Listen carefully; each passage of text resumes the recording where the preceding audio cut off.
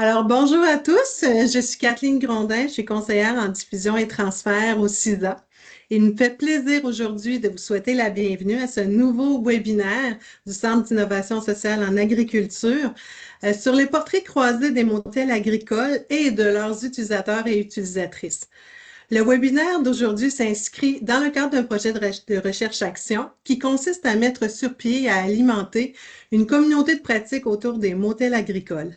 J'en profite pour vous mentionner que le projet de recherche-action, comme ce webinaire, sont rendus possibles grâce à la participation financière du ministère de l'Enseignement supérieur du Québec, que nous remercions chaleureusement. D'ailleurs, tout comme les partenaires qui collaborent au projet, qui font partie de notre comité de pilotage et qui alimentent la réflexion, qui est composé de plusieurs partenaires, dont les Cocagnes, la Centrale agricole, les Jardins de Victoria et le Motel agricole des Basques.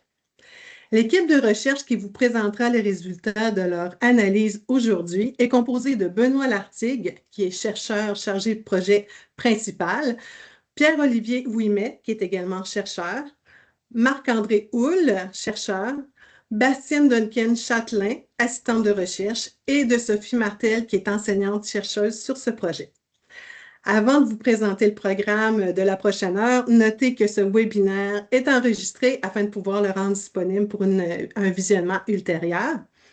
Nous commencerons, d'abord par mettre la table en vous présentant le projet et ses objectifs et nous vous présenterons ensuite la méthodologie qui a été utilisée pour celui-ci. Ensuite, notre équipe vous dressera un portrait global de la situation des motels agricoles au Québec pour arriver à vous présenter deux modèles types de motels, ainsi que leurs avantages et leurs défis. Après la présentation des résultats, qui va se trouver environ vers 12h30, il va suivre évidemment une période de questions et d'échanges. Pour une meilleure expérience dans la présentation des résultats aujourd'hui, on vous demande de conserver vos questions pour cette période, idéalement.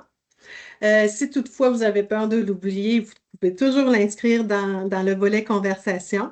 Sinon, si vous avez besoin d'éclaircir certains propos avec des questions rapides, vous pouvez les inscrire aussi dans le volet de conversation. Et si c'est possible pour nous de répondre, il y a un membre de notre équipe qui pourra le faire dès que possible dans le volet conversation. Sinon, les questions qui sont plus élaborées vous seront répondues durant la période de questions également. Donc, c'est à cette période-là que vous aurez la possibilité d'ouvrir vos micros et également, nous vous demandons d'ouvrir votre caméra pour une expérience plus intéressante également d'interactivité entre les animations et le public aujourd'hui. Sur ce, je vous souhaite un excellent webinaire et je passe la parole à notre premier chercheur, M. Benoît Lartigue. Merci Kathleen. Merci, bonjour à tous. On va commencer cette présentation par une rapide mise en contexte, comme le mentionnait Kathleen. Comme ça a été décrit en introduction, ce projet de recherche porte sur les motels agricoles du Québec, notamment dans la perspective de soutenir leur développement et leur pérennité. Et il poursuit plusieurs objectifs spécifiques. Ce webinaire aujourd'hui s'inscrit dans trois d'entre eux, répond à trois de ces sous-objectifs spécifiques. Le premier, c'est celui qui consiste à brosser le portrait des motels agricoles au Québec et de leurs utilisateurs et utilisatrices. Deuxième objectif spécifique, c'était celui de co-créer une définition partagée de motel agricole, définition qui vous sera présentée à la fin de ce webinaire. Toute notre présentation aujourd'hui nous mènera jusqu'à cette définition-là. Et enfin, le troisième objectif spécifique auquel cette activité aujourd'hui répond, c'est celui de diffuser les connaissances auprès des acteurs de l'écosystème agricole et de la communauté éducative. Pour commencer, une brève présentation du processus de recherche qui nous a mené jusqu'à la présentation de ce portrait aujourd'hui. Notre point de départ, en fait, c'est la définition de départ qui avait été proposée, créée par un groupe de travail organisé autour du CQCM, le Conseil québécois de la coopération et de la mutualité. Ce groupe de travail avait proposé une définition de motel agricole qui définit donc ceci comme des entreprises coopératives ou des OBNL qui ont pour mission de partager des infrastructures de production, que ce soit des terres, des bâtiments, des machineries, des technologies ou autres, dans le but d'accueillir des exploitations agricoles.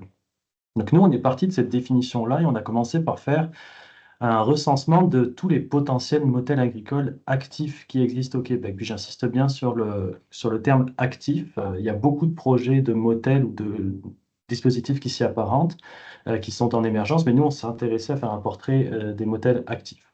On en a identifié un certain nombre, on a fait une revue documentaire, et à partir de là, on en a identifié une petite dizaine. Et notre travail de documentation nous a mené vraiment à identifier spécifiquement 8 qui répondaient aux critères de cette définition. On en a fait un portrait en s'appuyant donc sur cette revue documentaire qui avait été faite au préalable, mais aussi et surtout en réalisant des entrevues approfondies avec les représentants ou représentantes de ces organisations. Et parallèlement à cela, on a également fait le portrait de leurs utilisateurs et utilisatrices en réalisant des entrevues avec plusieurs d'entre eux et plusieurs d'entre elles. On en a réalisé une grosse dizaine. Ça nous a permis d'atteindre une certaine saturation des données qui nous permet de faire aujourd'hui ce portrait assez détaillé. Puis il faut noter aussi que dans certains cas, les utilisateurs et utilisatrices étaient en même temps, pouvaient également s'exprimer en tant que représentants de ces organisations-là, des motels dans lesquels ils étaient établis. C'était le cas particulièrement, et en fait spécifiquement, des motels qui ont une forme coopérative ou dont les membres sont à la fois membres utilisateurs et administrateurs ou du moins ou gestionnaires. Et enfin, après avoir réalisé ce portrait-là, on a entamé une analyse critique qu'on a qualifiée de croisée des points de vue des porteurs d'un motel agricole et de leurs utilisateurs et utilisatrices. L'objectif était là de confronter un petit peu comment l'offre que représentent les motels agricoles répond adéquatement ou non, ou partiellement adéquatement aux demandes et aux besoins des producteurs agricoles. Pour conclure ce bref point méthodologique, je précise d'emblée qu'on va nommer aucun motel agricole nommément dans cette présentation, ni aucune entreprise utilisatrice de motel agricole. Ce choix-là a été fait dans une démarche de protection de la confidentialité des données et dans le respect des demandes de certains représentants de motels qui n'ont pas souhaité que leur organisation soit identifiée. Donc, ne soyez pas surpris de ne voir aucun nom là-dedans, mais on pense que ça ne va pas empêcher cette présentation d'être intéressante et de vous être utile. Euh, et on va vous présenter aussitôt après mon propos un portrait général des motels agricoles au Québec. Et à la suite de ça, on va vous présenter plus en détail deux modèles de motels agricoles. Et pour présenter ces modèles-là, on a adopté une démarche qu'on peut qualifier d'idéal typique. Alors, c'est quoi un idéal type? Un idéal type, c'est un outil méthodologique qui vient des sciences sociales et plus précisément de la sociologie dite compréhensive.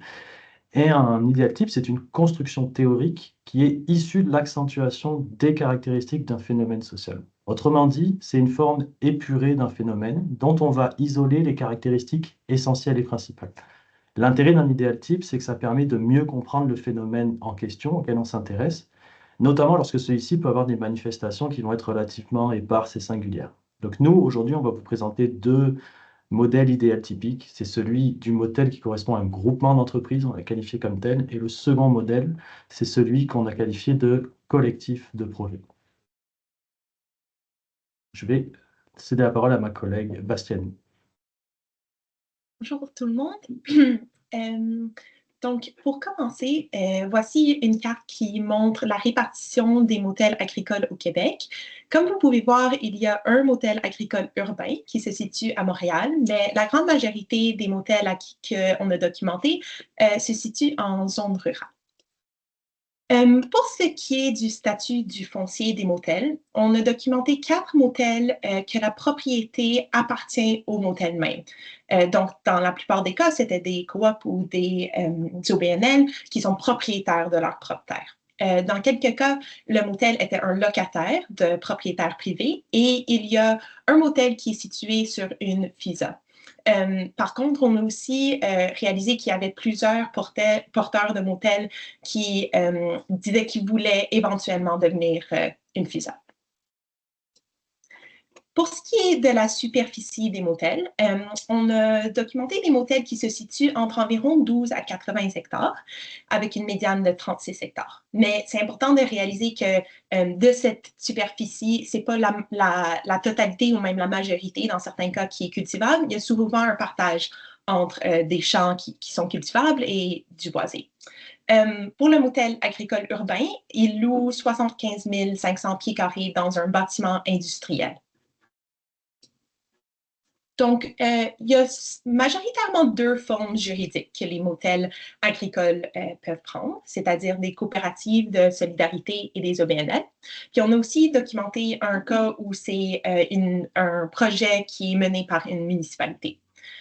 Puis pour ce qui est des modes de gouvernance qu'on retrouve, on a un peu distingué ça en deux formes de gouvernance. Donc, il y a de la gouvernance appelée un peu formelle, qui est vraiment reliée à la forme juridique du motel. Alors, dans ce cas-ci, on retrouve on retrouve des CA et des AG qui représentent un peu une gouvernance formelle, qui sont généralement gérés par l'organisation ou les porteurs de motels, mais qui peuvent aussi avoir des postes pour la représentation des utilisateurs et utilisatrices ou membres de la communauté.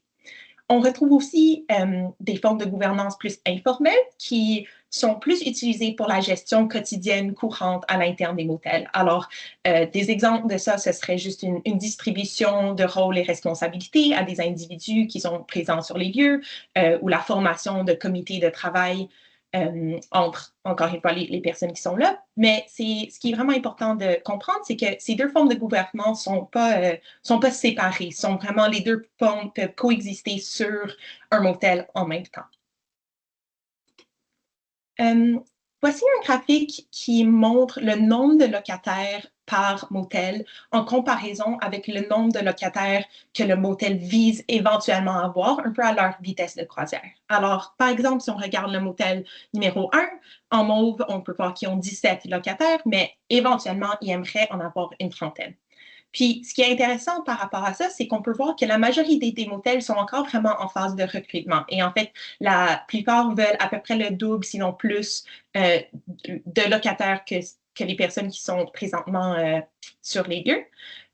Par contre, on voit quelques exemples, si vous regardez les motels CC7, de motels qui sont soit au point de saturation, dans le sens où la superficie disponible est toute occupée par des personnes, ou qui sont juste pas en recherche active en ce moment, qui sont heureux avec la quantité de personnes qui sont présentes, mais ça pourrait potentiellement changer dans le futur.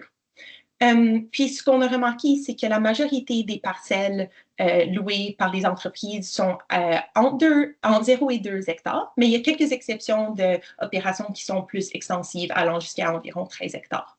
Puis en milieu urbain aussi, il y a quand même une variabilité dans la taille des espaces qui sont loués, allant de 150 pieds carrés à 17 000 pieds carrés. Ça, c'est un graphique qui montre toutes les différentes productions qu'on a documentées sur les motels agricoles. Donc, ce qui est surtout intéressant, je pense, de remarquer, c'est qu'il y a vraiment une grande diversité.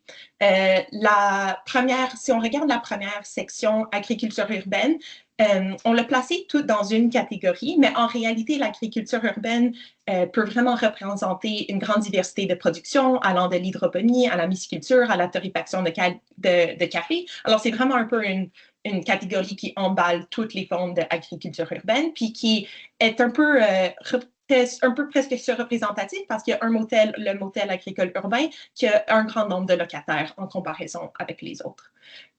En deuxième place, on voit aussi qu'il y a beaucoup de maraîchage diversifié. C'est vraiment la production la plus commune retrouvée sur les motels.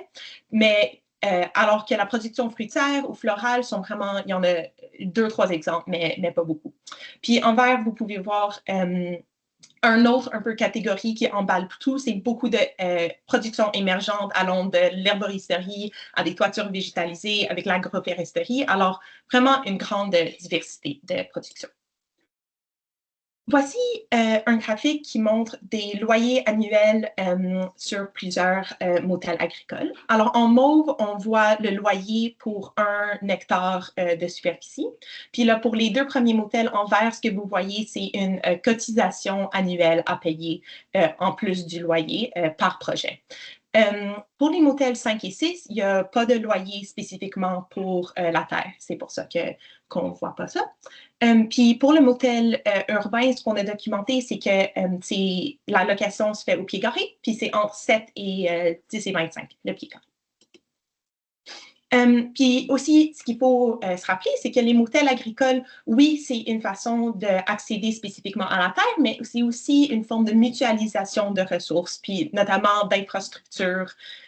Alors, il y a souvent des frais qui s'ajoutent à l'allocation de la superficie pour l'utilisation de ces infrastructures-là. Alors, on parle de coûts d'énergie, de l'électricité ou peut-être du propane pour les serres, l'allocation par exemple, de chambres froides, d'espaces d'entreposage et l'utilisation de machinerie et équipements. Puis, ce qu'on a vu, c'est que la majorité du temps, ces frais-là sont au prix coûtant. Alors, c'est vraiment pas le motel qui essaye de faire un profit sur ces services-là.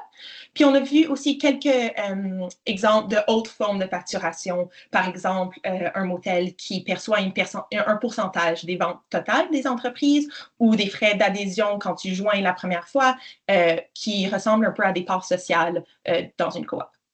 Alors, on a fait l'exercice de calculer qu'est-ce que ça pourrait représenter être établi sur un motel agricole. Alors, pour une entreprise fictive, une ferme maraîchère de 1 hectare qui utilise des services de base, donc on parle ici de comme une petite serre, un peu d'espace d'entreposage, un tracteur, on a vu que ça peut ressembler à environ 10 000 $ annuellement pour tous ces services inclus. Puis c'est juste important de se rappeler que c'est vraiment un cas fictif. Puis ça va vraiment dépendre du motel et de l'entreprise qui s'y situe, mais ça vous donne un peu un ordre de grandeur de ce que ça peut représenter. Et la dernière chose qu'on voulait vous parler dans notre portrait, c'est l'importance des activités lucratives et des projets communautaires pour les motels. Alors, il y a tous les motels qu'on a documentés, soit ils ont des activités lucratives qui sont déjà en place ou ils espèrent en développer. Puis l'idée de ces activités lucratives-là, c'est vraiment de financer les investissements et ou les opérations courantes d'un motel pour permettre de garder les frais les frais de location, mais aussi tous les autres frais qui sont associés que les locataires doivent payer. Les motels essayent de garder ça vraiment abordable. Alors, ils cherchent d'autres formes de financement pour faire rouler le motel. Puis, les porteurs voient vraiment les activités lucratives comme étant essentielles pour la viabilité puis la pérennité de leur projet. Alors, quelques exemples qu'on a vus, c'était la production et la vente de petits fruits qui est menée vraiment par l'organisation du motel lui-même, des tables champêtres, des formations, des ateliers ou d'autres formes d'activités agrotouristiques, des pique-niques, des barbecues, ce genre de trucs. Puis, une autre chose qu'on a documentée, c'est les projets communautaires sur les motels agricoles. Alors, les collègues vont vous en parler un peu plus en profondeur plus tard, mais il y en a qui sont que ça fait vraiment partie de la mission du motel ou la raison d'être. Il intègre des projets communautaires dans le motel. Alors, l'idée de ça, c'est d'inclure les membres un peu du public. Puis, comme exemple, on a vu des fêtes des récoltes, un peu de glanage collectif ou l'installation de jardins personnels puis communautaires sur les motels. Alors, je vais passer le mot à mon collègue Pierre-Olivier. Oui, merci Bastien. Alors, comme on l'a mentionné plus tôt, on distingue deux modèles types de motels agricoles. Donc, je vais vous présenter celui qu'on a qualifié de groupement d'entreprise. Donc, de façon générale, il se caractérise par une organisation formelle qui est porteuse, qui chapeaute le motel agricole et qui se donne pour mission d'offrir l'accès à faible coût à des moyens de production comme espace production, infrastructure, machinerie, dans un lieu qui est déterminé à un certain nombre d'entreprises agricoles qui sont locataires, distinctes et autonomes dans leur fonctionnement. Donc, se caractérise aussi ce modèle par une concentration d'entreprises au sein d'un même lieu qui permet l'émergence de relations mutuellement bénéfiques entre les entreprises locataires, donc des relations de différentes formes de mutualisation, des relations d'entraide, de partage de connaissances, donc des relations dont l'émergence est plus ou moins soutenue par l'organisation porteuse, l'organisation qui chapeaute le motel agricole. Et ce modèle se caractérise aussi par une gouvernance qui est plus ou moins partagée. Donc, une gouvernance du motel agricole qui peut fonctionner en l'absence ou avec une participation plutôt faible des entreprises locataires. Par exemple, un CA qui intègre en majorité des organisations externes. Donc, ce modèle comprend deux composantes. La première, c'est l'organisation porteuse, l'organisation qui chapeaute le modèle agricole. Donc, ça peut être une organisation publique, une organisation municipale, privée, OBNL, coopérative. Ce qu'il faut surtout retenir, c'est que c'est l'organisation porteuse qui est à l'origine de la mission, de l'initiative, de sa mission, qui porte une vision de développement du modèle agricole, que c'est l'organisation porteuse qui est prestataire et coordonnatrice des services qui sont offerts aux entreprises locataires. L'organisation porteuse est locataire ou propriétaire du site où se déploient les activités. Et elle est responsable des autres volets de la mission si elle a d'autres volets, comme le volet agro-touristique ou l'éducation, par exemple. Mais c'est l'organisation porteuse qui assume la responsabilité de réaliser ces autres volets de la mission. Et l'autre composante du modèle groupement d'entreprises, ce sont les entreprises locataires. Donc, c'est des entreprises qui sont distinctes, autonomes dans leur fonctionnement. Les formes juridiques peuvent varier, mais c'est surtout des entreprises individuelles qui ont des visées commerciales qui sont non concurrentes. Donc, c'est un élément qui est pris en considération lors de la sélection des entreprises locataires. Donc, il n'y a pas de relation de concurrence ou le moins possible entre elles. Et ces entreprises locataires peuvent participer aux autres volets de la mission de l'organisation porteuse, peuvent participer, être impliquées dans les volets agrotouristiques, mais pas nécessairement. Et on voit différentes formes de mutualisation au sein de ce modèle. D'une part, des infrastructures qui sont rendues disponibles par l'organisation porteuse, comme des serres, chambres froides, que peuvent utiliser les entreprises locataires selon leurs besoins, mais aussi selon la logique du premier arrivé, premier servi. Et aussi un lot d'équipements qui est rendu disponible par le modèle agricole, un lot d'équipements qui peut être élaboré comme assez limité et qui est encore une fois mis à disposition des entreprises locataires selon un système de réservation. Et les entreprises locataires sont responsables d'acquérir par elles-mêmes les équipements dont elles ont besoin et qui ne sont pas rendus disponibles par le modèle agricole. Et à ce moment-là, les équipements que détient une entreprise peuvent être partagés avec les autres entreprises locataires selon des ententes qu'elles conviennent entre elles. Et d'un côté plus humain, il y a des employés de l'organisation porteuse qui peuvent être sollicités par les entreprises locataires pour réaliser certains volets de leur entreprise, de leur projet d'entreprise. Et dans certains cas, c'est des travaux à forfait, donc l'entreprise locataire paie pour le travail qui est effectué par l'employé du motel agricole. Et puis, il peut y avoir aussi de la mutualisation d'employés. Un employé d'une entreprise locataire peut être partagé avec d'autres entreprises locataires du motel agricole.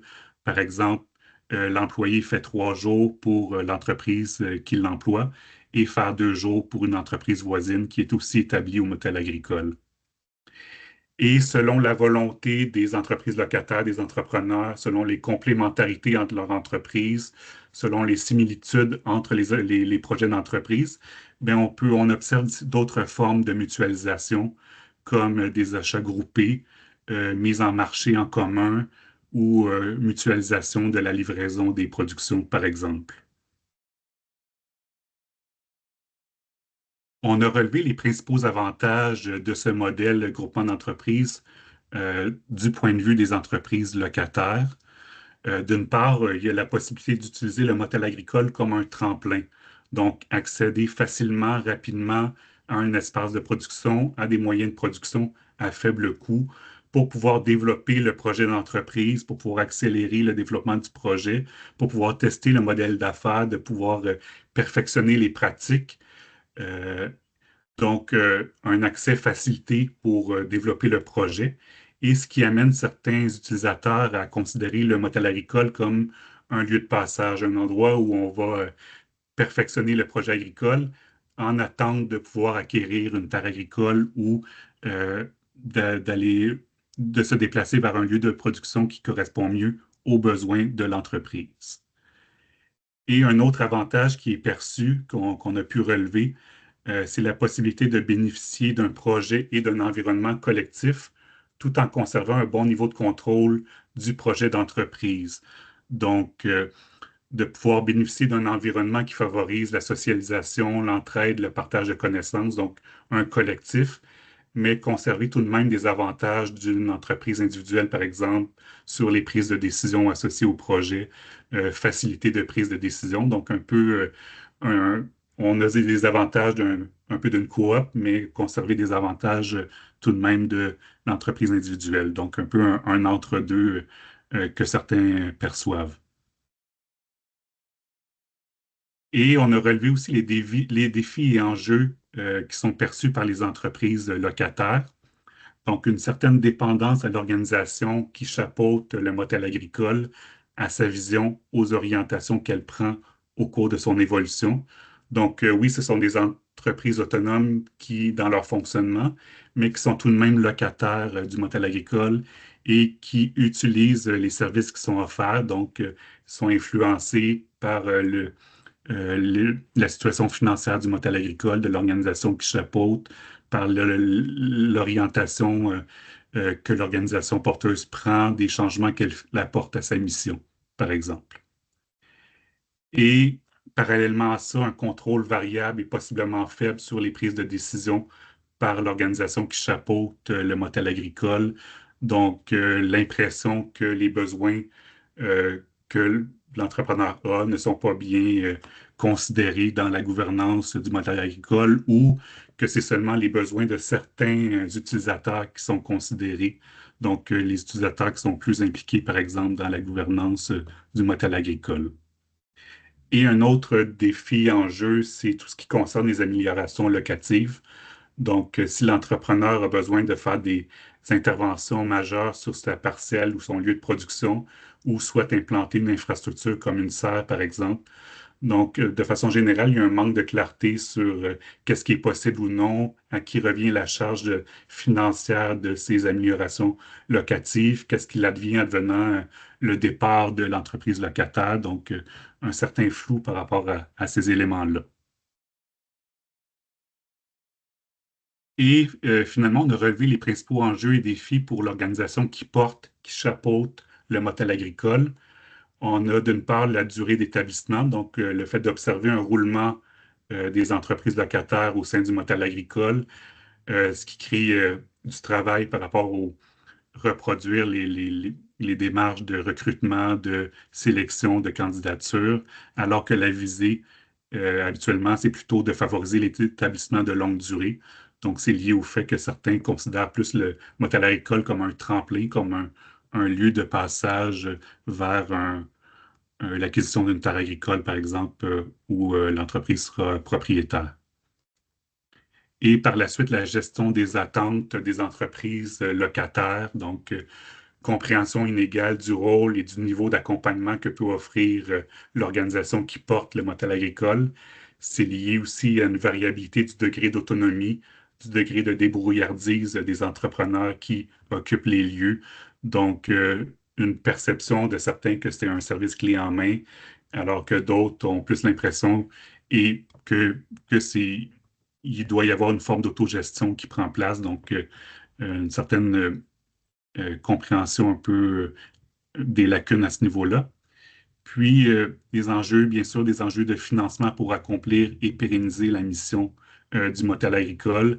Donc, rendre l'organisation viable, de pouvoir continuer à offrir des services à faible coût pour soutenir l'établissement d'entreprises agricoles dans un contexte où l'accessibilité aux programmes de subvention n'est pas acquise. Par exemple, certaines organisations porteuses n'ont pas de statut d'entreprise agricole et l'intégration, donc certains modèles se dirigent vers l'intégration d'activités lucratives, comme le mentionnait Bastien, pour rendre viable le modèle d'affaires, mais là, ça amène des enjeux un peu de dispersion des énergies ou d'éloignement, de sentiment d'éloignement par rapport à la mission ou à la volonté de soutenir les occupants des lieux, là, les entreprises qui sont établies au modèle agricole. Donc, voilà un peu pour ce modèle qu'on a qualifié de groupement d'entreprise. Donc, je vais céder la parole à mon collègue Benoît pour l'autre modèle. Merci Pierre-Olivier. Donc, comme mentionné plus tôt, le deuxième modèle qu'on a documenté, c'est celui qu'on a qualifié de collectif de projet. Donc, typiquement, le modèle collectif de projet va prendre la forme d'une coopérative de solidarité qui va être constituée de 3 types de membres. On va d'abord retrouver des membres travailleurs qui composent des volets commerciaux qui s'apparentent à des marques de commerce en fait intégrées à la coopérative et qui sont largement autonomes les uns des autres et d'une certaine manière de la coopérative. Deuxième type de membres qu'on rencontre, des membres utilisateurs qui vont également être nommés parfois des membres producteurs, qui vont être en fait des entreprises que nous on qualifie d'associés, qui sont associés à la coopérative en étant en même temps 100% autonomes à l'égard des autres entreprises qui en font partie et qui ont accès aux moyens de production de cette coopérative.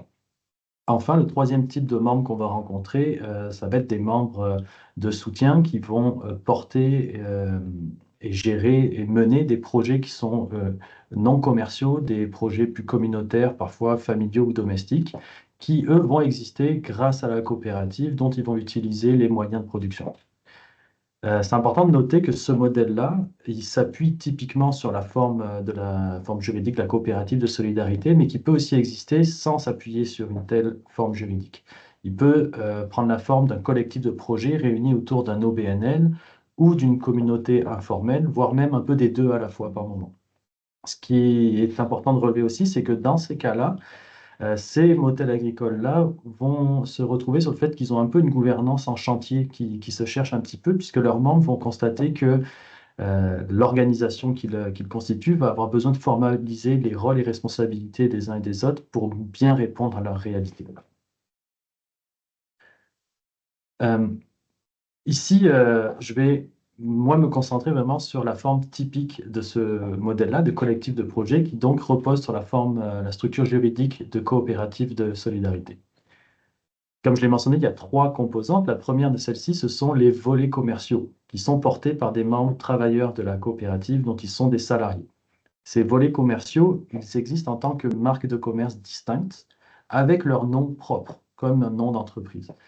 Et ils vont se comporter justement comme autant d'entreprises autonomes. Quand on parle d'autonomie pour ces volets commerciaux-là, ça concerne différents éléments. Ça concerne d'abord la gestion de la production, de leur plan de culture.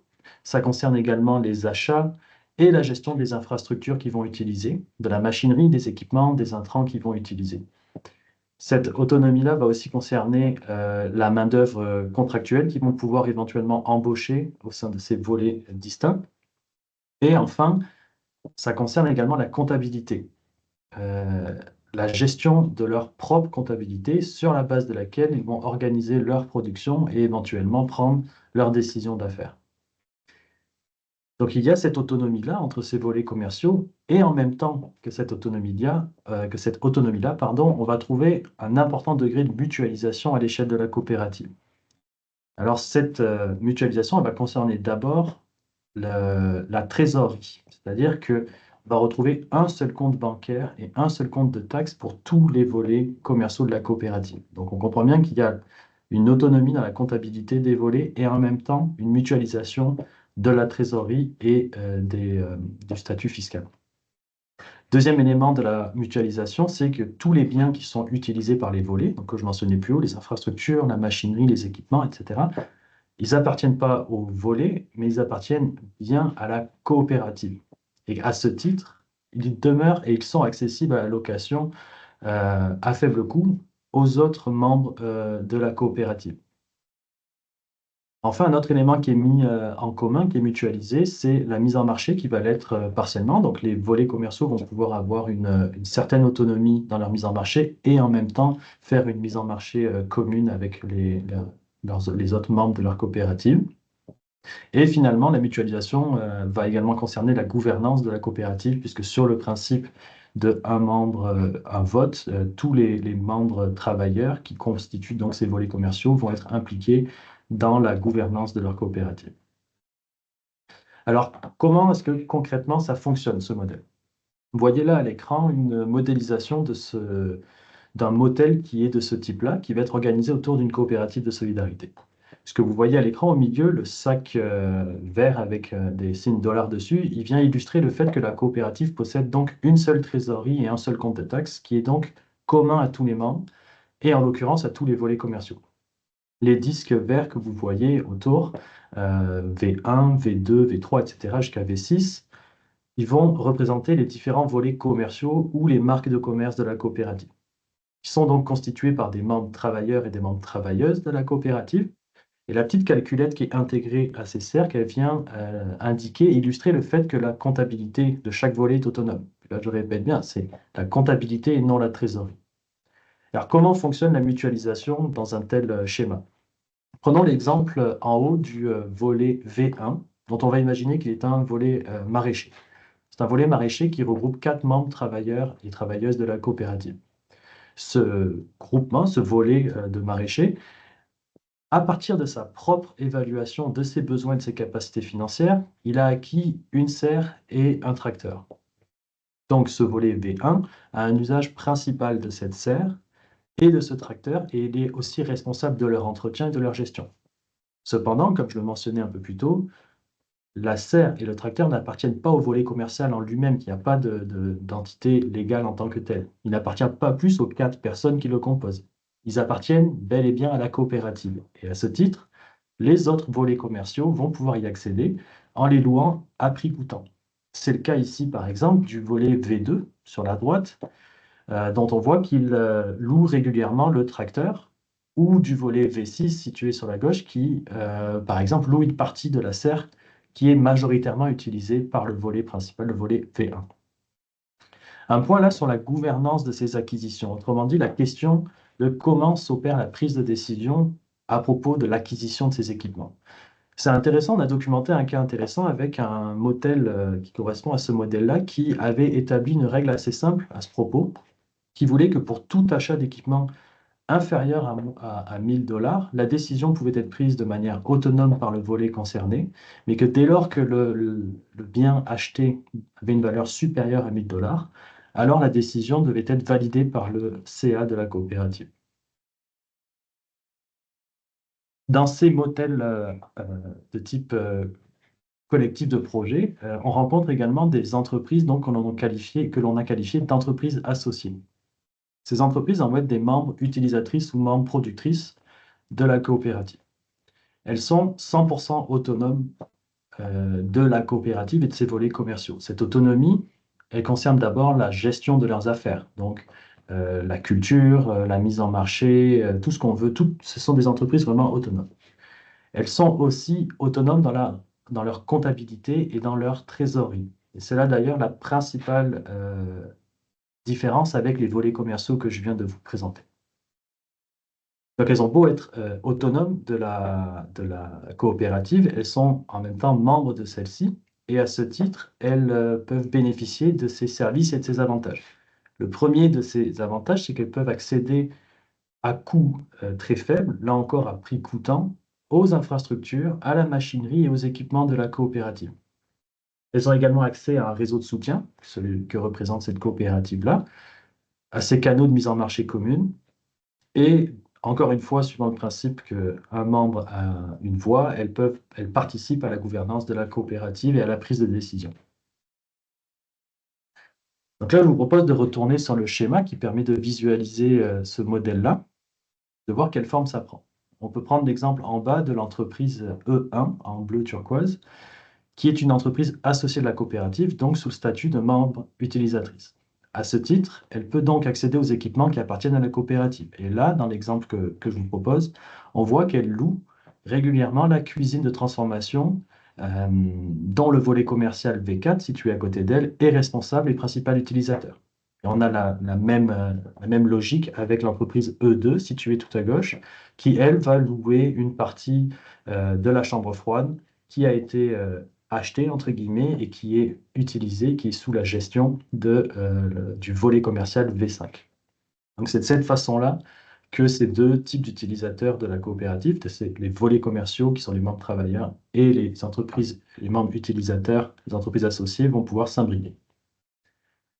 Enfin, le dernier type de projet de membres qu'on rencontre dans ce modèle-là, ce sont les volets communautaires, les projets plus domestiques ou familiaux qui sont généralement associés aux membres de soutien de la coopérative. Je dis généralement puisque ça arrive que des modèles qu'on a documentés n'aient pas de membres, des membres de soutien pardon, en tant que tels, mais typiquement, ça va être des membres de soutien qui vont porter ces projets.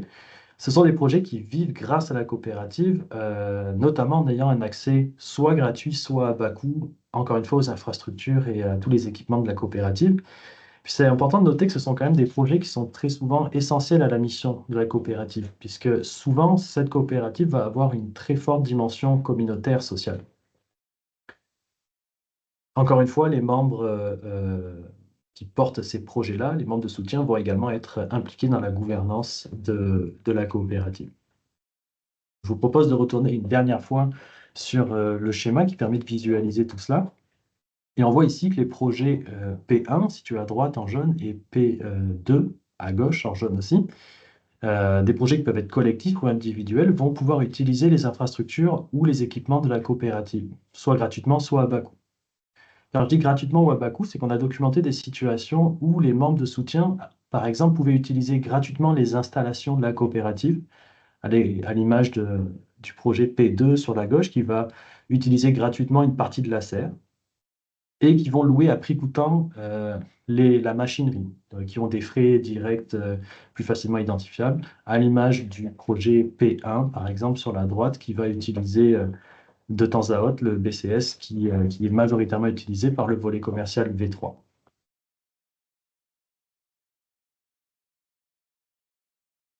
Donc maintenant qu'on a un peu compris, j'espère, le fonctionnement de ce modèle-là, une autre caractéristique qu'il est intéressant de mentionner, c'est le fait que ce modèle-là inclut souvent des logements sur site, des logements qui vont héberger une partie des utilisateurs et des utilisatrices du modèle.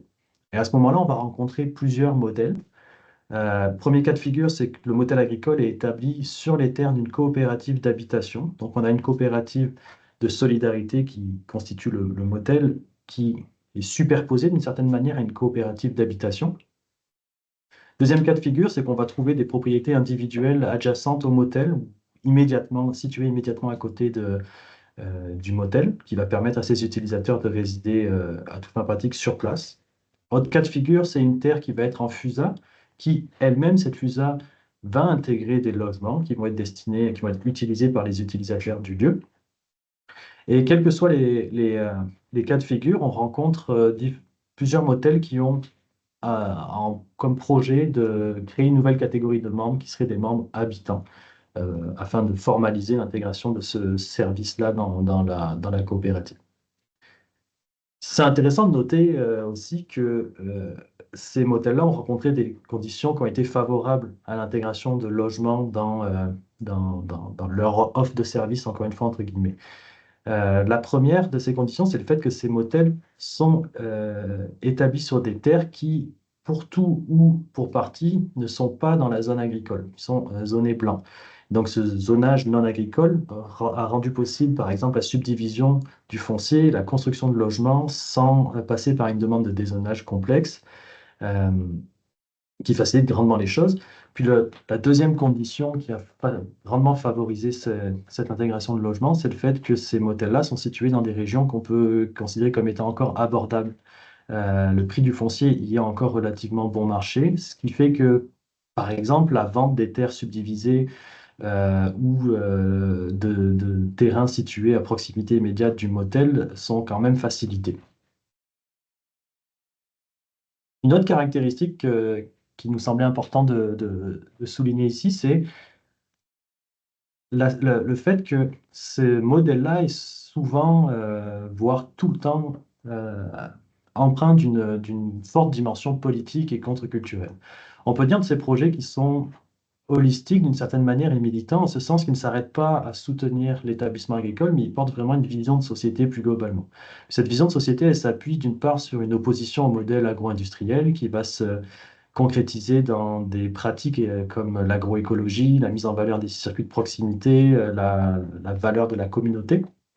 Deuxièmement, ce sont des projets qui vont valoriser une organisation horizontale du travail, qui se matérialise assez concrètement dans la forme juridique de la coopérative. Troisièmement, ce sont des projets qui souvent questionnent la notion même de propriété privée et qui vont valoriser l'idée de commun. Là encore, on le retrouve dans la forme juridique de la coopérative de solidarité, mais on le retrouve aussi dans l'existence de terres qui sont en FUSA ou dans le projet, au moins, de mettre ces terres en FUSA. C'était vraiment une idée, un projet qu'on retrouve dans beaucoup de ces modèles. Ces convictions-là, elles sont partagées par les membres qui prennent part à ces modèles, à ces coopératives, et on note même que l'adhésion à ces valeurs est d'une certaine manière un critère implicite, voire quasi explicite parfois, pour son intégration au modèle. Autrement dit, il faut pouvoir se retrouver dans ces valeurs-là pour pouvoir faire partie du modèle agricole et s'y épanouir. Et enfin, je mentionnerai que cette couleur militante des projets a souvent un impact sur l'acceptabilité locale des modèles agricoles dont il est question. On a noté souvent un accueil relativement mitigé de la part de la communauté locale qui pouvait avoir certains a priori, certaines prénotions sur ces projets-là, justement en raison de leur engagement politique et militant. Mais on note également qu'avec le temps, la confiance et la légitimité locale augmentent considérablement, puis on a vraiment des projets qui ont pu, à l'origine, être relativement mal perçus, qui avec le temps se sont très très bien intégrés sur leur territoire. Alors un petit peu la manière, comme vous l'a présenté un peu plus tôt Pierre-Olivier, on a essayé de faire une petite synthèse des atouts et avantages qu'on peut retrouver dans ce modèle-là de collectif de projets. Comme je l'ai présenté, il y a des membres et il y a des projets qui sont professionnels dans ces modèles-là. Il y a aussi des projets, des volets plus communautaires ou domestiques. Et là, je vais vraiment m'intéresser uniquement aux intérêts que vont y trouver les utilisateurs qui sont des producteurs agricoles professionnels. Alors qu'on soit un volet commercial, un membre travailleur ou une entreprise associée, membre utilisateur, on retrouve comme intérêt le fait d'avoir accès à des infrastructures, de la machinerie, des équipements à bas coût. On a l'intérêt, on trouve comme avantage de bénéficier d'une certaine visibilité, de la force d'une mise en marché collective. Également la participation à un collectif, donc avec les éléments que mentionnait plus tôt Pierre-Olivier, comme le soutien mutuel, du mentorat. C'est vraiment des choses que les membres peuvent apprécier dans ces modèles-là. Et enfin, la participation à la vie démocratique de la coopérative et à la prise de décision qui nous concerne. Ça se distingue quand même à plusieurs égards du modèle que présentait Pierre-Olivier un peu plus tôt. La forme de la coopérative, en l'occurrence, fait que les membres, qu'ils soient des membres travailleurs ou des membres utilisateurs, vont pouvoir être impliqués dans les décisions qui vont les concerner directement. Ensuite, un avantage plus spécifique aux membres travailleurs, et qui n'est pas des moindres, c'est le fait que, en tant que membre travailleur de la coopérative, ils travaillent sous un régime salarial. Et que ce régime-là leur permet d'avoir accès à l'assurance emploi. Et c'est vraiment un avantage qui est très largement souligné par ceux qui en bénéficient. Et également, ces travailleurs-là décrivent généralement des conditions de travail qui sont satisfaisantes et qu'ils considèrent ou imaginent être meilleures que celles qu'ils auraient pu avoir s'ils avaient été une entreprise indépendante. Du côté des membres utilisateurs, on retrouve comme usage et comme avantage à ce modèle-là, mais en fait le même que celui que Olivier présentait plus tôt à propos du modèle des regroupements d'entreprises, c'est que la possibilité d'utiliser le modèle agricole comme un tremplin pour son projet d'entreprise agricole, qu'il s'agisse d'aller s'établir sur sa propre terre par la suite, ou qu'il s'agisse d'aller intégrer la coopérative comme volet commercial à part entière. Il y a un autre avantage que les membres utilisateurs et les entreprises associées peuvent avoir vis-à-vis des membres travailleurs ou des volets commerciaux, c'est ils bénéficient de tout ce que je viens de décrire, mais en même temps, ils demeurent à une certaine distance des éventuels écueils financiers de la coopérative et de certaines lourdeurs de cogestion qui peuvent être associées. Enfin, les enjeux et défis qui peuvent être associés à ces collectifs de projets, à ce modèle-là. Euh, ce modèle fonctionne bien, mais a aussi ses enjeux. Le premier concerne euh, les questions de gouvernance avec les règles et les mécanismes à formaliser. Ce que je veux dire par là, c'est que les mécanismes de gouvernance en place, notamment ceux de la coopérative de solidarité, ne permettent pas toujours de répondre à tous les enjeux de gouvernance des modèles. Par exemple, la gestion des éléments mutualisés va nécessiter de formaliser des règlements, des cahiers des charges. On nous a mentionné cet aspect-là. Puis cette formalisation, elle est complexe, elle prend beaucoup de temps et elle est souvent un travail un peu toujours en cours. Deuxième point, c'est la responsabilisation et l'imputabilité des membres. Là, il y a certains modèles qui nous évoquaient le fait que des membres qui sont peu impliqués dans les affaires courantes du modèle, par exemple des membres de soutien qui ont des projets domestiques ou familiaux, vont prendre des décisions ou du moins participer, contribuer à la prise de décisions qui vont peu les affecter directement et dont ils ne vont pas assumer les responsabilités par la suite. Alors ces responsabilités vont retomber sur les volets commerciaux qui, eux, en ont déjà plein les bras.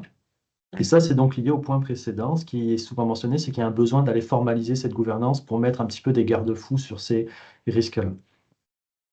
Enfin,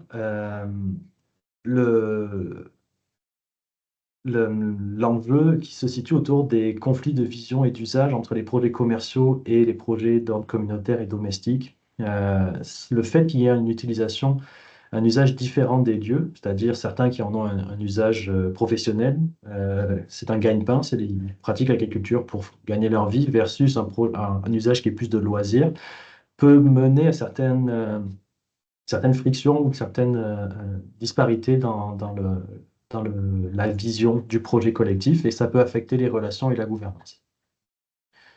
En ce qui concerne des enjeux et défis plus spécifiques aux volets commerciaux et à leurs membres travailleurs, mais il demeure que si les projets commerciaux agissent bel et bien comme des entreprises autonomes, dans le même temps, ils sont très interdépendants les uns des autres, puis la santé financière d'un volet va pouvoir affecter celle des autres. Un autre élément qui est revenu souvent dans ces modèles-là, c'est la question du capital, qu'il n'y a aucun capital de constitué. Puisque tous les biens acquis appartiennent à la coopérative, les membres travailleurs ne se constituent finalement aucun capital en tant que tel. Et certaines coopératives de ce type ont justement entamé des réflexions sur la manière de pallier cet enjeu, qui peut avoir un gros impact sur les situations de départ à la retraite ou de réorientation de carrière. Enfin, enjeu ou défi qui est associé plus spécifiquement aux entreprises associées et membres utilisateurs de ces coopératives-là, c'est le fait qu'ils peuvent théoriquement avoir un accès qui n'est pas prioritaire aux infrastructures, machineries, équipements qu'ils utilisent, puisque selon le schéma que je vous ai présenté plus tôt, ils en sont des utilisateurs un peu secondaires.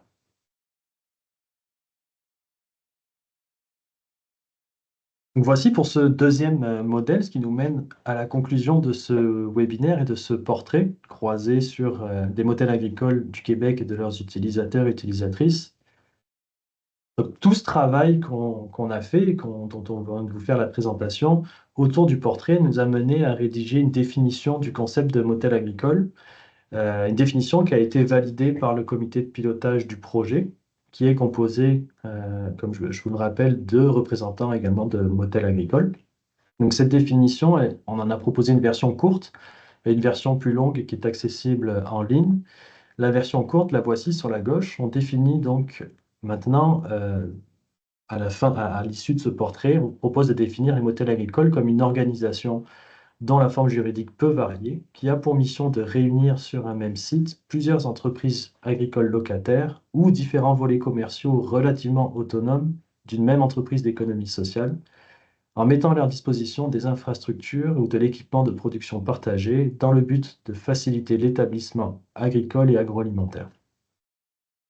Je pense que pour tous les participants, le lien est cliquable sur la page. Mais on vous partagera le lien dans la conversation également.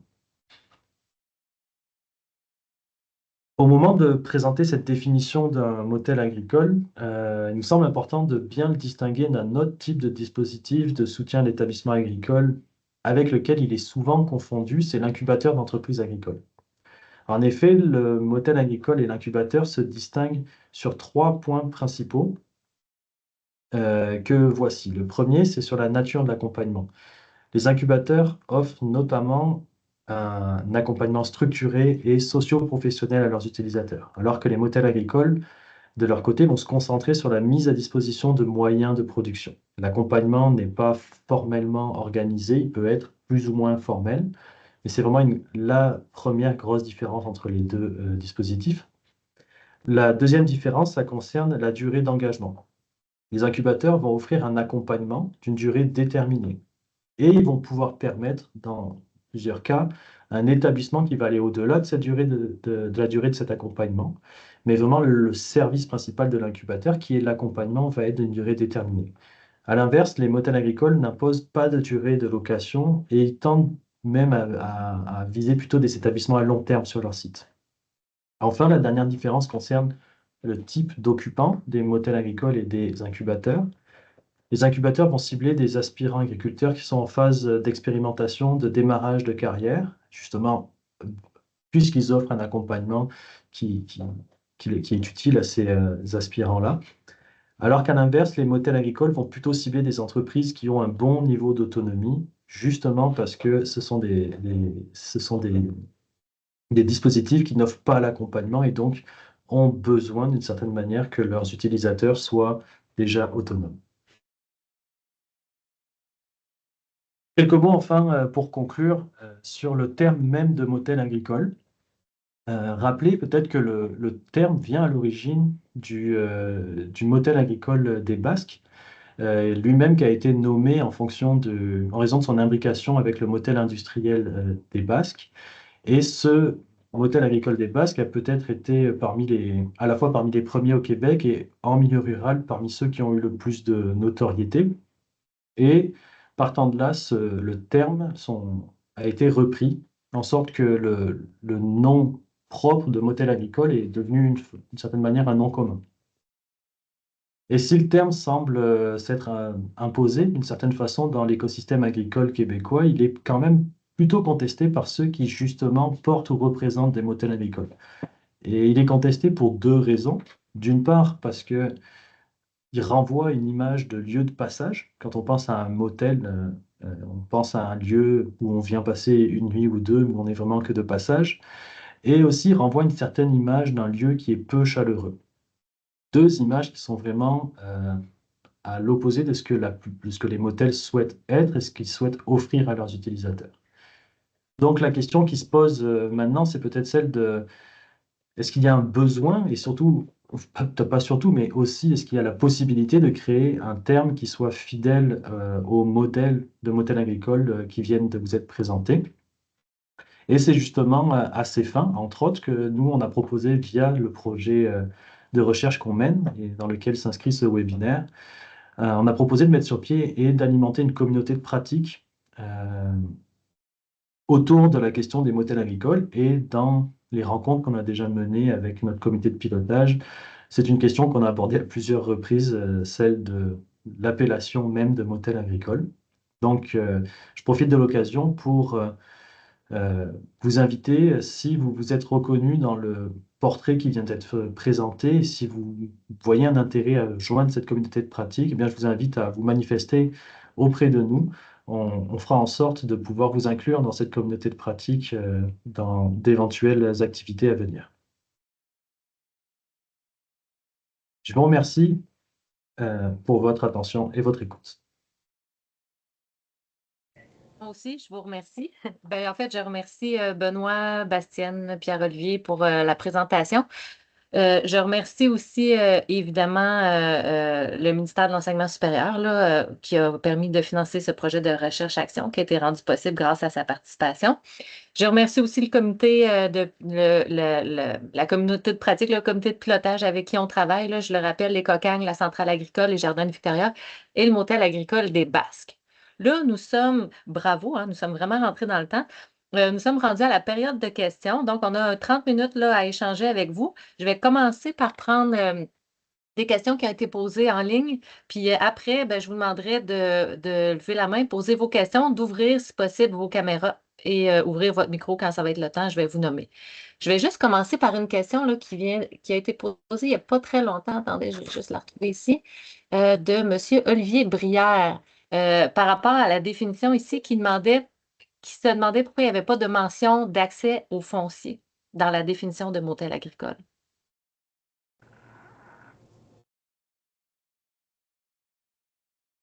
Je vais essayer de relire la question pour être sûr de bien... Ouais. C'était dans le cadre de la définition là, que la question a été posée. Je ne suis pas sûr de comprendre par rapport à l'inscription dans la définition de... Peut-être Oui, Olivier, si... Olivier, Oui, moi, je peux peut-être si préciser. tu veux intervenir, oui. Vous m'entendez bien? Oui, très Oui. bien. Oui, merci beaucoup pour la présentation, c'est vraiment intéressant. En fait, c'est qu'on parlait dans la définition là, que les motels agricoles étaient là pour faciliter l'accès à des équipements, puis des infrastructures, mais nulle part on fait mention des espaces pour les motels agricoles urbains, par exemple, ou des parcelles agricoles pour les motels agricoles ruraux, si on veut. Donc, à mon sens, c'était le premier service qu'on offrait. Après ça, il y avait des équipements, puis des infrastructures. Ou peut-être qu'on considère que le foncier, c'est des infrastructures.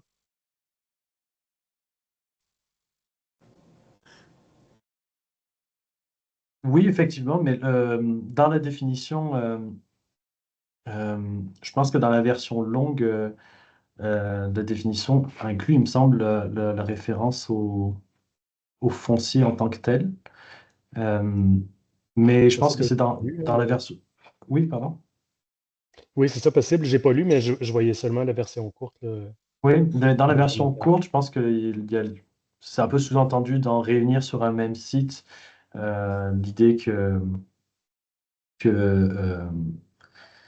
mais dans la définition longue, à propos de l'offre de service, on écrit l'offre que l'on retrouve parmi les différents motels agricoles du Québec s'inscrit dans un large spectre de points terre agricole, superficie dans un bâtiment de production, serre passive ou chauffée, etc., etc., etc. Mais donc oui, effectivement, le foncier est le premier des services qui inclut dans l'offre de service d'un motel agricole, effectivement. Est-ce que ça répond à ta question?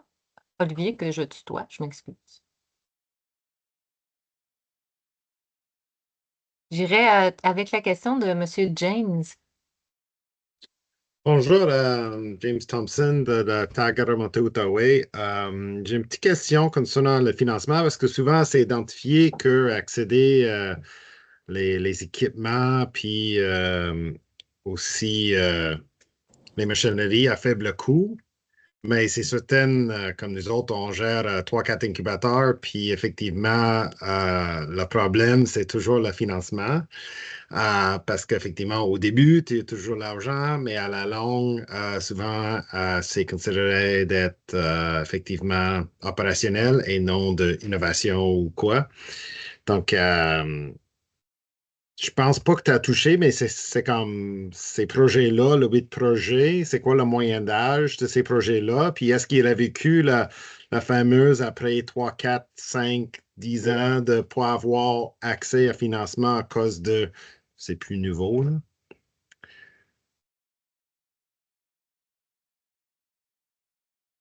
Est-ce que un collègue veut répondre ou je me lance? Tu peux te lancer. Oui, ben, c'est un enjeu de financement, c'est absolument un enjeu, parce que je pense que c'était mentionné par Pierre-Olivier, le fait que les motels vont chercher des modèles d'affaires, de générer enfin, de trouver des activités lucratives qui vont générer des fonds justement pour pouvoir financer les infrastructures notamment. Mais même pour financer les infrastructures au départ, c'est difficile puisqu'il y a un enjeu d'identification des motels agricoles qui fait qu'ils cadrent mal dans la plupart des programmes de financement. Cet enjeu, on le retrouve aussi dans le fait que tout ce qui est relatif aux améliorations locatives est assez ambigu et peu cadré généralement, où ça va être des entreprises qui, elles, ont la possibilité d'utiliser leurs fonds, les financements de démarrage pour aller financer de l'infrastructure ou du matériel. Mais après, il y a tout l'enjeu de mais ça va revenir à qui finalement? Si c'est une amélioration locative qui appartient au motel, qui demeure une propriété du motel, ou est-ce que c'est à moi? Donc, tous ces éléments-là montrent que l'enjeu du financement est effectivement important. Je ne sais pas si... Bastien avait fait quelque chose par rapport à l'âge. Vous parliez de l'âge, là, tu sais, est-ce que c'est des jeunes hôtels ou. Là, j'ai regardé, on n'a plus la diapo, mais je ne sais pas si Bastien, tu as ça en tête. Oui, on a plus la diapo, mais la majorité des motels qu'on étudie, je dirais, datent des dernières 5 à 10 années, sont quand même jeunes. Les exceptions à celle-là, c'est plus ce que Benoît décrivait, les collectifs de projets qui se sont établis depuis plus longtemps. Puis, je dirais que pour ceux-là, l'enjeu de financement est très différent, étant donné qu'ils sont surtout établis sur des terres plus éloignées, en général, qui ont coûté très peu cher. Alors, généralement, tout le côté financement niveau terre est différent, mais aussi par la structure d'un peu le collectif de projet en tant que tel. Les façons, c'est moins un organisme qui doit faire une offre de service vers des utilisateurs. Alors, le financement se structure un peu différemment. Mais en effet, je dirais que c'est quand même la majorité des projets qui sont jeunes, puis aussi qui cherchent encore à bien établir des activités lucratives, puis comme qui commencent cette démarche, mais que c'est clairement pas dans une vitesse de croisière où les activités réussissent à financer les projets. Puis la majorité du financement vient encore beaucoup de subventions. Puis je me permets d'ajouter sur ce que dit, poursuivre sur ce que dit Bastien, c'est faire un portrait de la situation et une analyse des atouts et surtout si on veut faire une évaluation concrète des retombées, des impacts de ces dispositifs que sont les modèles, c'est vraiment difficile parce que c'est très jeune comme modèle. Donc c'est vraiment un travail de documentation et d'analyse in vivo, j'ai envie de dire. On suit ça et c'est assez difficile de poser des conclusions univoques sur ce sujet. Si ça vous convient, je passerai avec la question de M. Olivier de Ruel. Oui, bonjour. D'abord, bravo pour cette présentation remarquable et à la fois dans le contenu et dans le timing. J'ai deux petites questions, une un petit peu plus longue. La première, elle est toute simple, c'est est-ce qu'il y a un partage de la présentation qui va pouvoir être fait à tout le monde? Oui. On va vous envoyer le partage de la présentation. Là, ça va être disponible probablement demain, de ce que j'ai compris. Deuxième chose, la répartition entre les modèles. J'ai cru comprendre qu'il y en avait eu 8 au total. C'est quoi la répartition entre les deux modèles? Mais en fait, c'est des modèles idéal typiques. Donc là, on repart sur un point métaux, c'est que il y en a certains qui peuvent être un petit peu entre les deux, mais si on grossit le trait, il va plutôt aller. Si on prend certaines caractéristiques, ça va l'emmener d'un côté plutôt que l'autre. Ou alors, on peut le voir d'une certaine manière où c'est deux pôles et il y a un spectre entre les deux. Mais je pense qu'on peut quand même assez bien distinguer. Alors 50-50, je dirais. Oui, c'est même carrément 50-50 si avec des modèles qui vont. Il y a des modèles collectifs, regroupements d'entreprises qui vont avoir qui vont s'approcher de certains éléments du collectif de projet dans la vision de la vie de l'interaction entre les entreprises et de l'aspect peut-être un peu militant, un peu politique du projet. Mais dans la forme, on va dire que si on schématise, c'est à peu près un 50-50 ce qu'on a documenté.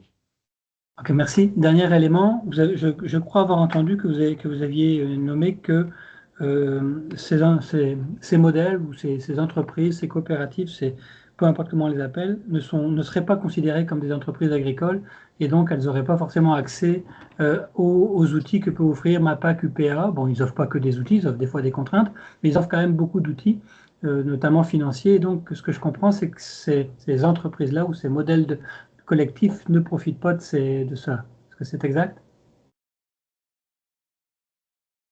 Dans Sophie, certains cas, allez, vas-y, je laisse. tu peux y aller, Sophie.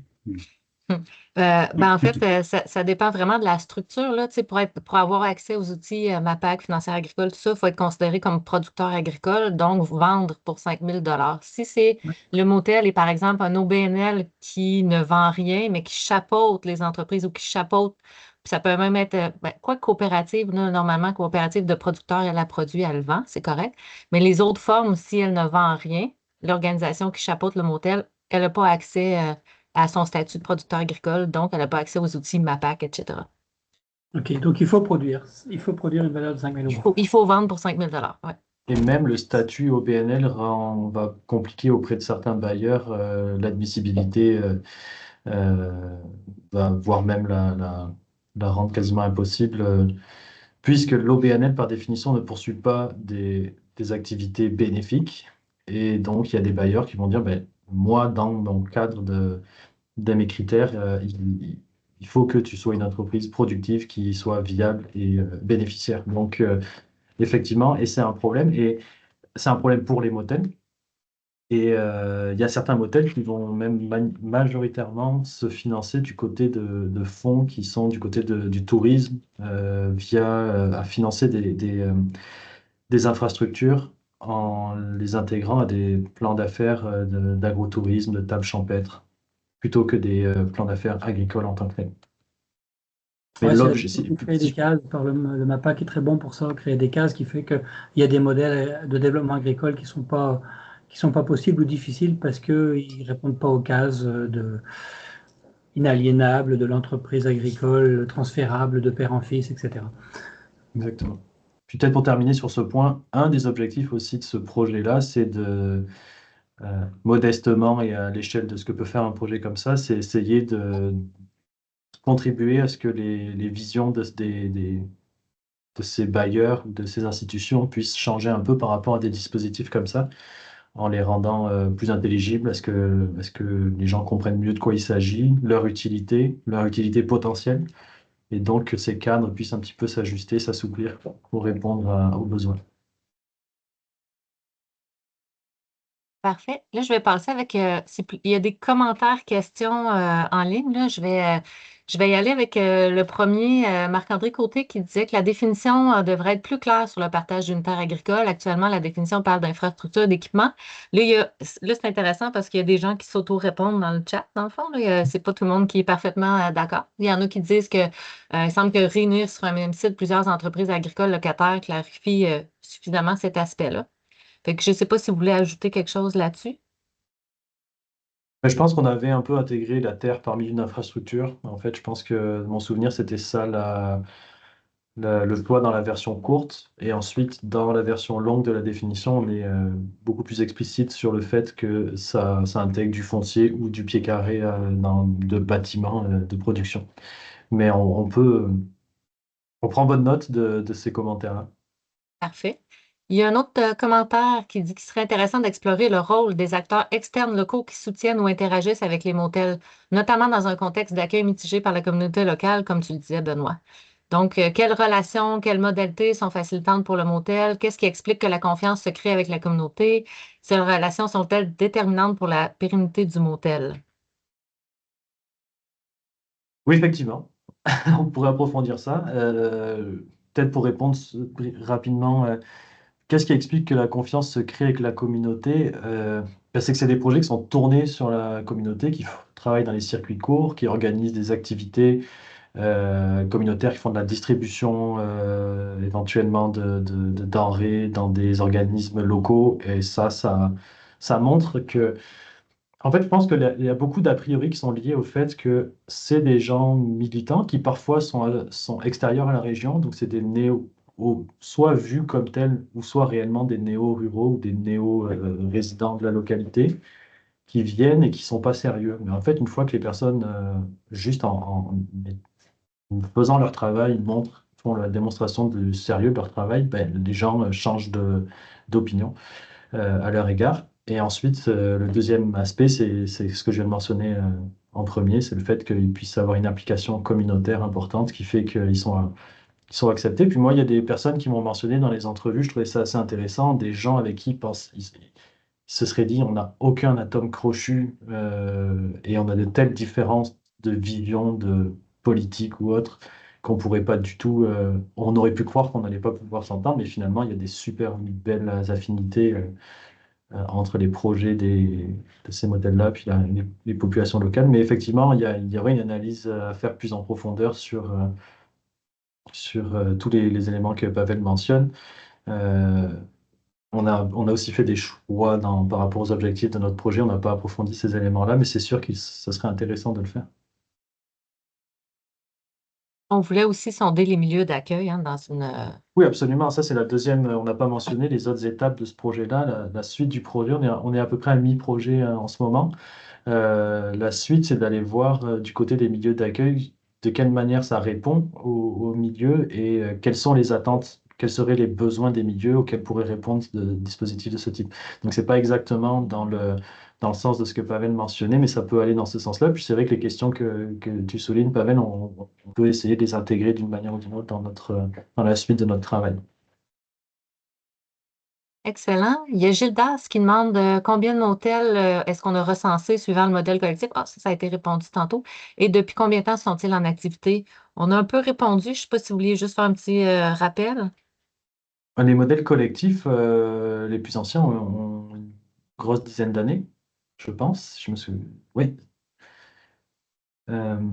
C'est des modèles qui sont assez stables d'une certaine manière, je pense, en termes de nombre. Ils ont un certain équilibre dans leurs opérations avec le nombre de membres, le nombre d'entreprises intégrées.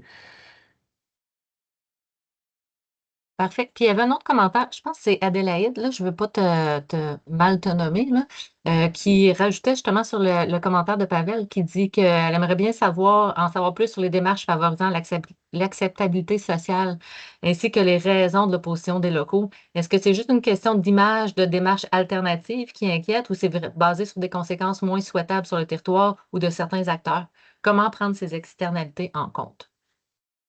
C'est plus un commentaire qu'une question, je pense, là, mais je pense qu'on en prend bonne note quand même. Est-ce que le Voulez-vous réagir? sous-entendu de cette question, peut-être, c'est que des acteurs, des agriculteurs locaux voient ça comme une concurrence un peu déloyale, puisqu'il y a des entreprises qui arrivent et qui sont soutenues par...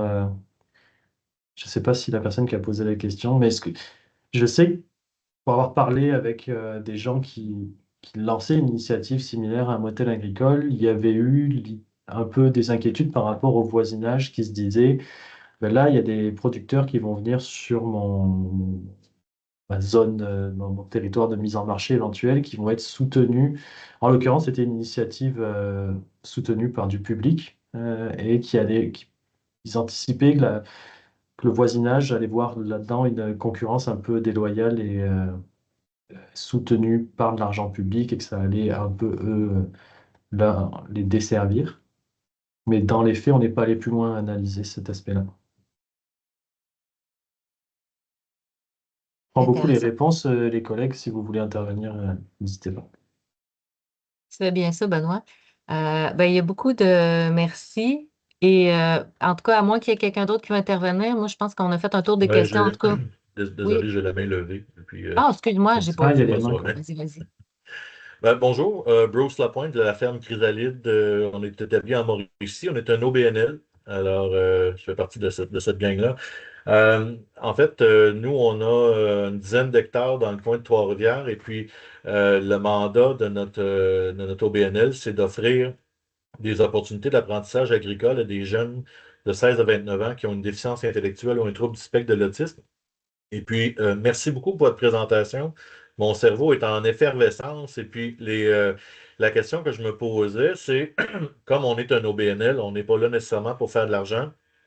Et puis, on veut vraiment intégrer la communauté parce que au-delà de faire pousser des légumes puis faire une production, ce qui est plus important pour nos usagers, c'est d'apprendre, c'est aussi d'entrer en contact avec une communauté qui est neuroatypique. Alors, peut-être que le modèle d'un motel agricole fonctionnerait très bien pour nous. Je voudrais voir avec vous votre opinion. Est-ce que ce serait envisageable dans les frais de location annuels ou dans les conditions de location d'une parcelle de nos 10 hectares, ce serait de accueillir et accompagner un usager qui a une déficience intellectuelle ou un trouble du spectre de l'autisme. Évidemment, on a des éducateurs pour le volet plus clinique, mais pour apprendre à se mettre les mains dans la terre puis à faire pousser des choses, est-ce que nos usagers pourraient devenir une forme de main-d'œuvre apprentie pour les locataires? Puis je ne veux pas transformer ça en un système seigneurial censitaire, là, mais peut-être que ça serait peut-être quelque chose d'intéressant pour les locataires d'avoir une forme de main-d'œuvre et puis aussi pour que nos usagers puissent bénéficier de leur expertise. Alors, je voulais voir avec vous si ça ferait du sens dans le modèle motel agricole que vous proposez. Je peux Vas-y, Bastien. me lancer là-dedans. Oui, je pense que c'est vraiment intéressant, votre modèle. Puis c'est intéressant parce qu'il y a un des motels qu'on a recensé qui fait quelque chose de très similaire en ce moment, où ils ont un projet avec je ne sais pas exactement les détails du projet, mais c'est un projet qui intègre des personnes avec des différentes difficultés d'apprentissage, qui les intègre sur le lieu. Puis en fait, dans ce modèle-là, c'est le motel même qui est employeur et un peu gestionnaire de projet. Puis donc, ça devient je ne peux pas dire une main-d'œuvre gratuite pour les locataires, mais ces personnes sont payées par le motel, puis le motel est subventionné il y a une subvention spécifique reliée à ce projet. Alors, je pense que oui, comme il y a déjà un motel qui fait quelque chose de similaire, puis comme une des choses qu'on a remarqué par rapport au motel, c'est qu'il y a vraiment beaucoup de variabilité dans le type de projet qui peut avoir lieu sur place, puis étant donné que l'organisation porteur d'un motel n'est pas quelque chose de super clair et défini, ça rend très possible de potentiellement appliquer pour différentes formes de subventions et différentes formes de projets publics. Puis je pense qu'en effet, ça pourrait être intéressant. Évidemment, je ne connais pas exactement votre cas, puis de là à voir si ça va réussir et tout ça, on ne sait pas, mais oui, c'est une chose qu'on a vue. Parfait, merci. Ben moi, c'est peut-être juste ce que ça me fait penser. Je ne suis pas du tout expert de l'intégration socio-professionnelle et des publics que vous mentionnez. Mais moi, ça me fait penser à dans la gouvernance et dans la mécanique de sélection des entreprises. Comme je mentionnais, il y en a, il y a typiquement dans le modèle collectif de projet, l'adhésion aux valeurs portées par le projet est vraiment un critère important. Et il y a des mécanismes plus ou moins formalisés qui permettent de s'assurer que les personnes sont en phase avec ces valeurs-là et ces principes. Je pense que dans un projet tel que vous le décrivez, moi j'ai l'impression que ça serait probablement là que ça se jouerait beaucoup, que les personnes qui s'embarquent dans un projet comme ça, dans un motel comme ça, vont pas seulement faire de l'agriculture dans un motel agricole, mais vont prendre part à une démarche un peu plus large qui englobe autre chose, qui est aussi du soutien ou de l'intégration socio-professionnelle, ou on le nomme comme on le souhaite, mais je pense que ça peut aussi se jouer là dans la construction de l'adhésion à la mission et les bons mécanismes pour s'assurer qu'il y a une adhésion à cette mission-là. Parfait, merci. Je me permets d'éteindre le partage peut-être pour qu'on puisse... Ah oui, merci, mieux se super. voir. Puis je ne sais pas, il y a peut-être des liens avec le projet Osiris aussi qu'on pourrait lui partager. Le CISA a un projet de recherche là, qui n'est pas parfaitement comme le vôtre, là, dans le fond, mais il peut avoir, je pense qu'il peut y avoir des échanges intéressants. On vous donnera des coordonnées. Oui, je le peut-être pour connais, échanger. j'ai déjà contacté ces personnes, oui. Ah, parfait. OK, super. Il nous reste 2 questions. Il y a Elisabeth, je m'excuse, Elisabeth, je n'avais pas vu ta question. Elisabeth Gagné-Gauthier. Est-ce qu'il y a des modèles comparables ailleurs dans le monde ou au Canada? Et si oui, quel est le mot utilisé? Et le terme hôtel, ça c'est la première question. La deuxième, et le terme hôtel agricole est-il utilisé par toutes les organisations étudiées? Donc, est-ce Moi, qu'il y je a vais des... répondre à la deuxième partie, puis ensuite je laisserai Bastien répondre à la première, parce que c'est effectivement un volet qu'on a abordé dans notre démarche. Pour la deuxième question, est-ce que le terme motel est utilisé par toutes les organisations? Non. La réponse, clairement, c'est non. Il y en a qui pourront un peu s'y contraindre parce que c'est ça qui s'impose un peu. Bon, c'est pas un énorme milieu, mais il y a quand même dans le milieu agricole, c'est pas un terme, je veux dire, que beaucoup de gens connaissent, mais dans le milieu, dans l'écosystème agricole, le terme motel agricole commence à prendre sa place. Donc les gens l'utilisent parce qu'ils savent que ce qu'ils font s'apparente à ça. Mais comme je le disais, c'est un terme qui est contesté. Il y a des gens qui ne se reconnaissent pas du tout là-dedans, qui se disent, pour les raisons que j'ai mentionnées. Donc non, c'est pas le mot qui est utilisé. Puis pour la première partie, première question, je vais donner la parole à Bastien. Donc, oui, Si tu le veux bien. Oui, oui, oui. Ouais, donc on a regardé si les motels agricoles existaient déjà. C'est de un, une question assez difficile à répondre parce que c'est clairement une forme en émergence, pas juste au Québec, mais c'est vraiment en émergence partout un petit peu où on a regardé. Alors, il n'y a pas, comme dans notre cas, on a essayé de formaliser une définition, mais ce n'est pas une définition qui existe vraiment, qu'on a réussi à trouver quelque part d'autre. Alors, ça rend la recherche un peu compliquée. Mais ce qu'on a trouvé, c'est surtout en France et en Belgique qu'il y a des formes de ce qui ressemble à des motels agricoles ici, mais qui ressemblent vraiment plus à au modèle que Benoît a décrit, les collectifs de projets, où c'est plus comme une genre de coopérative de solidarité avec différents volets commerciaux. Et en France, ça inclut souvent beaucoup de transformations de boulangerie, fromagerie, ce genre de trucs. Puis, ils les nomment généralement des fermes partagées, parfois des fermes collectives, mais il n'y a pas vraiment un terme clair pour ça. Puis là, du côté des États-Unis, on n'a pas vraiment trouvé quelque chose de similaire. Évidemment, les choses les plus proches qui se ressemblaient, c'était plus comme des fermes, des entreprises, des fermes incubateurs. Mais il y a quelques projets qui se développent sur des dispositifs qui s'appellent des Community Land Trust. Puis c'est essentiellement où de ce que je comprends, ça se ressemble un petit peu à des FUSA où il y a une terre qui appartient plus à une communauté, mais qui peut pas être revendue par la suite. Puis sur ces lieux-là, il y a des projets vraiment en émergence qui pourraient ressembler à des motels. Puis au reste du Canada, pas non plus grand-chose. Alors, je te dirais que comme on voit quelques exemples, mais vraiment, tous les études qui ont apparu, c'est vraiment dans les 2-3 dernières années. Alors, c'est clairement quelque chose qui émerge autre part, mais qui n'est pas clair encore. Super. J'espère que ça répond à ta question, Elisabeth, à tes questions, en fait. La dernière question, c'est de Frédéric Paré. En fait, Frédéric, je te céderai la parole pour que tu la poses, s'il te plaît. Salut, je voulais savoir si parmi les 8 cas recensés, si certains motels agricoles sont en relation avec des incubateurs, comme leur espèce d'issue, comme l'issue d'un incubateur. Est-ce que vous avez vu ça? Je peux répondre. Ben, oui, ça existe, c'est pas répandu, mais on le voit. Ou un incubateur virtuel qui offre des services d'accompagnement, ça offrait de lieu un incubateur qui, dans son fonctionnement, s'attend à ce que les participants aient leur propre site pour produire. Mais là, à ce moment-là, le motel agricole et l'incubateur deviennent complémentaires où la personne peut s'installer au motel agricole et bénéficier de l'accompagnement de l'incubateur en parallèle. Donc, c'est une avenue qui est vraiment intéressante dans l'avenir à explorer là, en termes de où l'incubation est plus virtuelle, où le motel agricole peut accueillir des entreprises qui sont plus en démarrage, plus en exploration et qui bénéficient d'un accompagnement et qui bénéficient aussi des autres entreprises qui sont installées au motel agricole et qui sont plus autonomes et qui peuvent partager des savoir-faire. Donc, oui, c'est une avenue qui pourrait être intéressante à explorer. Merci, Pierre-Olivier. Autre question, commentaire? Il nous reste 2 belles minutes. Non.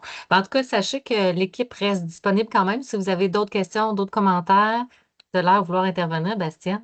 Mais j'ai juste vu une question dans le chat qu'on n'a pas encore répondu. Ah oui, c'est vrai.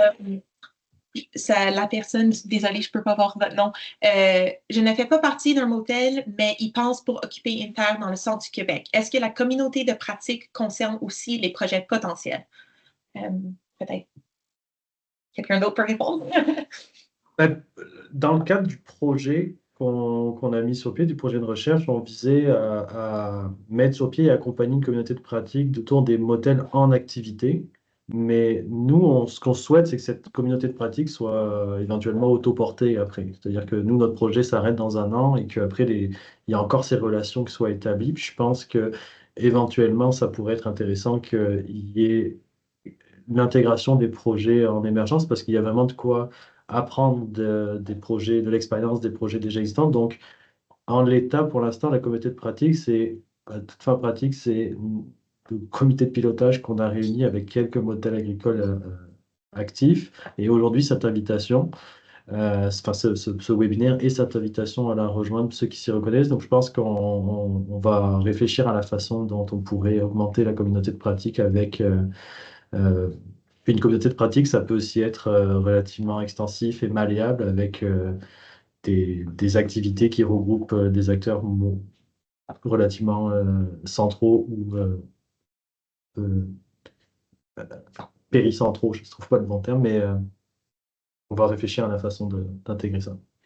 Parfait. Fait que pour répondre, je pense que c'était Sarah qui avait écrit ça, hein. En tout cas, pour répondre à ta question, je pense que ça vaut quand même la peine d'envoyer un message à l'adresse que je vous ai mis. Puis justement, on va réfléchir, mais au moins, on aura vos contacts. Oui, c'est ça. Il ne faut pas que j'en fasse dans la nouvelle non plus. Il faut que tu en fasses au jour. Là, Donc, super. Donc là, il est 13 je heures. vais m'organiser. Oh, il y a quelqu'un qui a son micro ouvert. Allô? J'espère qu'il est terminé. Donc, en tout cas, de toute façon, je vous remercie. Excusez. Salut. C'est moi qui l'ai ouvert, en tout cas. Salut, merci. Je remercie nos intervenants de la journée. Kathleen qui était là au début aussi. Je remercie à tous les participants qui ont été là. N'hésitez pas à poser vos questions, à réintervenir. Le SIDA aura d'autres publications. En tout cas, vous tenir informés. Donc, sur ce, je vous souhaite un super beau temps des fêtes, tout le monde.